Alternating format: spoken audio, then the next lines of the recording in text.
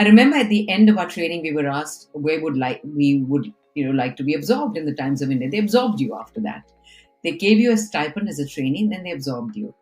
And I said, I want to be an investigative journalist. That was my dream. My friend said she wanted to be a sports reporter, and we were told, sorry, these positions are not available for girls. Then they're risky.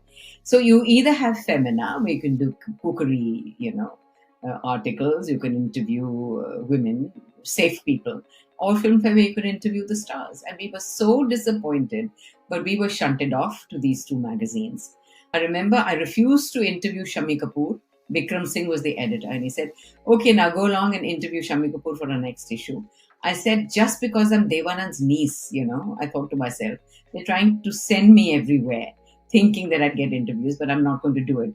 I was very childish because they were not going to tell them that Devanand's niece is going to come and interview you, but we were young and inexperienced, So I said, I'm not going to do any star interviews. He said, I'm going to report you, and then you'll be sent right back to your base in Delhi if you don't do it. I said, I don't care.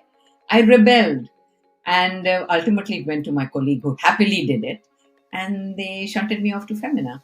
Then I shut my mouth, I zipped up, I said, there's not going to be an opportunity to do the kind of work I want to do.